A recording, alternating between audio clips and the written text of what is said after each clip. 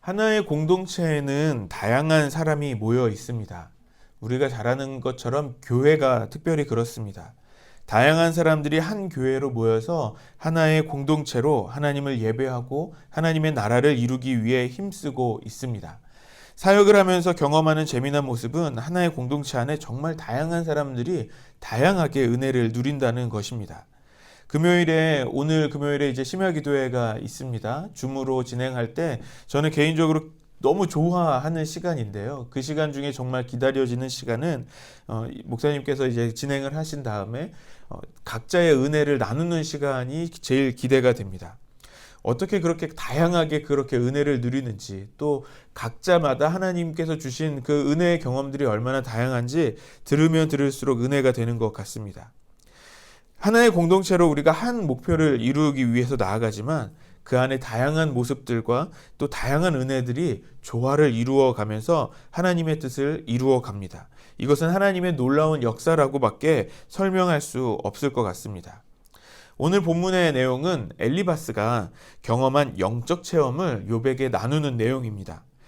이 내용을 세 가지의 부분으로 나눌 수 있는데요. 먼저 12절에서 14절에는 그 영적인 체험을 경험한 엘리바스의 그 감정이 어땠는지를 말해주고 있습니다. 어떤 말씀을 듣게 되었는데 13절에 그 밤에 본 환상으로 말미암아 생각이 많아졌어요. 번거로워졌다고 이야기합니다. 또 그렇게 번거로울 때 14절에 보면 그에게 두려움과 떨림이 또 모든 뼈가 흔들릴 정도로 왔다고, 그런 두려움이 엄습해 왔다고 자신의 감정을 이야기하고 있습니다. 그리고 15절과 16절에 그 체험이 어떤 체험인지를 소개하고 있는데요. 한 영이 자신을 지나칩니다. 그리고 내가 형세를 확인할 수는 없지만 무엇인가 어떤 영이 내 앞에 서 있었다는 것을 이야기해주고 있습니다. 그리고 그 앞에 서 있던 그 영이 이야기해주는 메시지가 이제 17절부터 나오는데요. 17절 말씀이 오늘 말씀의 어떻게 보면 핵심의 내용과 같습니다. 우리 같이 읽겠습니다. 시작. 사람이 어찌 하나님보다 의롭겠느냐? 사람이 어찌 그 창조하는 이보다 깨끗하겠느냐? 이 영적인 체험을 통해서 엘리바스가 들은 내용이 무엇이냐면 사람이 얼마나 작고 연약한 존재인지에 대한 것입니다. 어떻게 사람은 하나님보다 의로울 수도 깨끗할 수도 없습니다. 이 말씀은 인간이 완전하신 하나님에 비교해서 얼마나 불완전한 사람인지를 알려주는 것입니다. 우리는 너무 잘 알고 있죠. 우리는 완전할 수 없습니다. 오직 하나님만이 완전하신 분이십니다. 그래서 그 이후로 이 말씀 다음으로 인간의 불완전함을 계속해서 이야기합니다. 18절 말씀 같이 보시겠습니다. 시작. 하나님은 그의 종이라도 그대로 믿지 아니하시며 그의 천사라도 미련하다 하시니, 그의 종은 우리가 말씀을 이야기할 때, 또 우리가 이야기할 때 주의 종, 하나님의 종 이렇게 이야기하면 목회자부터 시작해서 우리 하나님을 따르는 우리들을 생각할 수 있겠습니다만, 이 말씀에 나온 그의 종은 무엇이냐면요, 하늘에서 하나님을 수종드는 종에 대한 지칭을 말하고 있습니다. 그러니까 하나님과 아주 가까이에서 하나님을 섬기는 어떤 특별한 존재에 대해서 이야기하는 것입니다. 또 우리가 그 다음에 천사들을 이야기합니다. 천사들에 대해서는 더 설명하지 않아도 우리가 어떤 존재들인지 아실 것이라고 생각합니다. 그러니까 그의 종과 이 천사는 우리 인간과는 좀 다른 특별한 존재라는 것을 이야기하는 것입니다. 하나님께 더 가까이 있으면서 하나님을 섬기는 그런 특별한 존재들. 아마도 이 구약의 이야기에서 이 부분은 인간보다는 더 대단한 존재라고 생각하는 것 같습니다. 그런 존재들조차도 하나님은 믿지 않으시고 그들을 미련하다라고 말씀하신다는 겁니다. 아무리 하나님 가까이서 섬기는 그런 특별한 존재들도 부족함이 있다고 이야기하는 것입니다. 그러면서 19절 말씀을 다시 말씀하십니다. 19절 말씀을 다시 읽어볼까요? 시작. 하물며 흙집에 살며 티끌로 털을 삼고 하루살이 앞에서라도 무너질 자이겠느냐. 자, 이 흙집은 곧 인간의 몸을 상징합니다. 왜냐하면 우리의 몸은 어떻게 만들어졌습니까? 하나님께서 흙을 취하셔서 직접 손으로 빚어서 만드셨습니다. 그래서 특별히 하나님께서 그 흙을 가지고 빚어서 만든 특별한 존재가 바로 우리들입니다. 우리는 또 그 사람은 그 흙으로 만든 그 흙집에 또 살고 있습니다. 또 그 집은 티끌로 털을 삼고, 그러니까 땅의 흙에 털을 삼는 거죠. 땅의 털을 잡고 살아가고 있는 것을 말해주고 있습니다. 그래서 이 18절에 소개된 그 특별한 존재들과 19절에 말하는 그런 인간의 모습을 비교하면서 이야기하는 거죠. 그런 특별한 존재들도 그렇게 하나님께서 완벽하지 않는 것으로 말씀하시는데, 하물며 이 땅에 살고 있는 인간은 얼마나 완벽할 수 있겠냐라고 말하는 것입니다. 이 19절 말씀을 새 번역 성경으로 다시 보겠습니다. 하물며 흙으로 만든 몸을 입고 티끌로 털을 삼고 하루살이에게라도 눌려 죽을 사람이겠느냐. 이런 사람이 천사들과 비교조차도 할 수 있겠냐라고 묻고 있는 것이죠. 결국 하나님 한 분만 의로우시고 하나님 한 분만 완전하시고 완벽하심에 대해서 말씀하고 있는 것입니다. 20절과 21절 말씀을 다시 한번 보시겠습니다. 시작. 아침과 저녁 사이에 부스러져 가루가 되며 영원히 사라지되 기억하는 자가 없으리라. 장막줄이 그들에게서 뽑히지 아니하겠느냐. 그들은 지혜가 없이 죽느니라. 티끌의 터 위에 세운 그 흙으로 지은 그 집이 하루 사이에 부스러져 버립니다.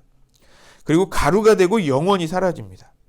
장막줄이 뽑힌다는 것은 그 장막을 지탱하고 있는 그 줄이 뽑혀서 장막이 무너진다는 것이죠.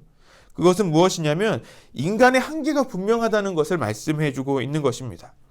그 흙집이 하루 사이에 가루가 되는 것처럼 인간의 육신은 흙으로 와서 다시 흙으로 돌아가게 되는 것입니다. 장막줄이 뽑힙니다. 장막이 무너집니다. 즉 인간의 몸은 그렇게 죽을 수밖에 없는 존재다라는 것이죠. 지혜가 없는 자는 이렇게 죽는 것입니다. 엘리바스는 그 영적인 체험을 통해서 하나님 앞에 사람이 얼마나 작고 유한한 존재인지를 알게 되었습니다. 그리고 이 고난 가운데 있는 욥에게 이 말을 해주고 있는 것입니다. 하나님 앞에서 우리 사람이란 존재가 얼마나 연약한 존재인지를 네가 알고 있느냐라고 말하는 것이죠. 그 권위를 어디에 두고 있냐면 지금 엘리바스가 경험한 자신의 이 영적 체험에 권위를 두면서 우리 인간은 이렇게 작은 사람이야. 내가 이런 경험을 했는데 우린 이렇게 작은 사람일 수밖에 없어 라고 말하고 있는 것입니다. 어떻게 보면 이 엘리바스의 말은 오늘 본문만 두고 본다면 크게 문제가 없어 보입니다. 왜냐하면 말이 맞거든요. 우리 유한한 인간은 무한하신 하나님과 비교될 수 없죠. 우리 모두가 기본적으로 이것을 알고 하나님 앞에 교만하지 않고 겸손하게 있어야 합니다. 우리 자신을 겸손하게 낮추며 완전하신 그 하나님을 바라볼 수 있는 믿음이 우리에게 있기를 원합니다. 하지만 오늘 본문의 엘리바스의 영적 체험, 이 간증이 오늘 본문 이 욥기 전체 상황에 볼 때는 조금 맞지 않다는 것을 우리가 기억해야 합니다. 왜냐하면 어제도 말씀드렸지만 지금 이 욥이 갖고 있는 고난은 욥의 잘못으로부터 시작된 고난이 아니기 때문에 그렇습니다. 이 모든 욥의 고난은 하나님의 뜻 가운데 이루어지고 있는 것입니다. 그런데 지금 엘리바스는 자신이 경험한 자신의 영적 체험을 가지고 욥에게 계속해서 자신의 간증을 중심으로만 이야기해주고 있는 것입니다. 엘리바스는 지금 자신의 그 영적인 경험 하나를 가지고 강요하는 것입니다. 나의 영적 체험이 나의 지금 상황을 설명해 줄 수 있으니 너는 이것을 들어라 라고 말하고 있는 것이죠. 여러분, 우리가 기억해야 되는 것은 내가 경험한 어떤 영적 체험이 우리의 모든 신앙을 대표하는 전부로 이야기할 수 있는 것이 아니라는 것을 오늘 말씀을 통해서 우리가 보아야 합니다. 우리가 영적 체험을 하게 된다면 그것은 은혜입니다. 그런데 우리가 그 경험한 그 체험 하나만을 가지고 신앙생활은 이것이 전부다라고 말할 수 없다라는 것입니다. 왜냐하면 하나님은 유한하지 않으시기 때문에 그렇습니다. 우리 하나님은 무한하십니다.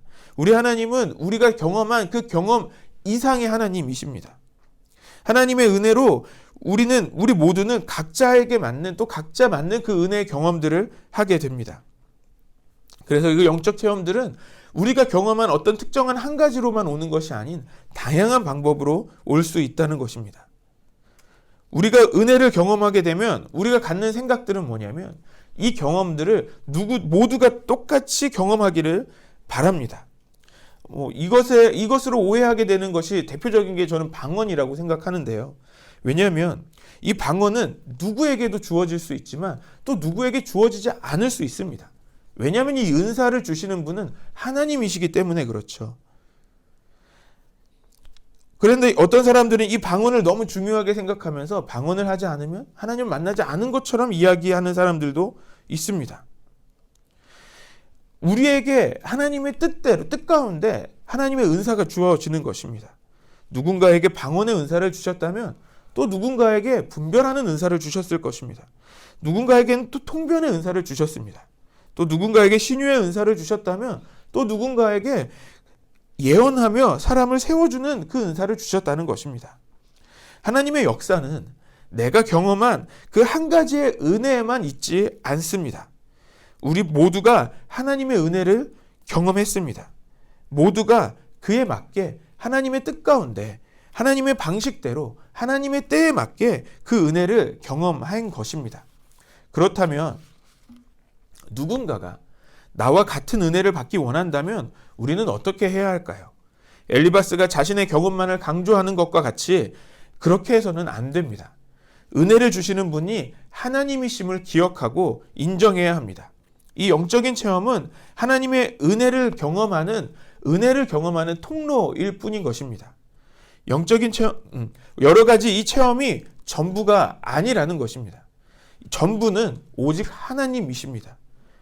우리 주변에 우리가 사랑하는 사람들이 나와 같은 은혜를 경험하길 소망한다면 하나님께서 그 은혜를 주시는 분인 것을 인정하면서 그에게도 내가 경험한 동일한 은혜가 주어지기를 우리는 기도해야 합니다. 그리고 그가 은혜를 경험할 수 있도록 우리가 할 수 있는 최선을 다할 뿐입니다. 결론은 하나님께 있습니다. 그 은혜를 주시는 주님께 우리의 결론을 맡기고 우리가 할 수 있는 최선을 다하는 것입니다. 결국 모든 은혜는 오직 주님께서 주시는 것입니다. 그 역사를 이루시는 분이 우리 하나님이십니다. 오늘 이 시간 이 자리에 나오신 모든 성도님들과 또 영상으로 함께 참여하신 모든 성도님들에게 하나님이 주시는 그 은혜를 경험하기를 소망합니다. 또 우리가 그 경험한 이 놀라운 은혜들이, 이 놀라운 영적인 체험들이 우리 교회 안에 더욱더 일어나기를 소망합니다. 하나님의 놀라운 은혜를 경험하며 그 은혜를 나누는 우리 안성 열린교회가 되기를 소망합니다.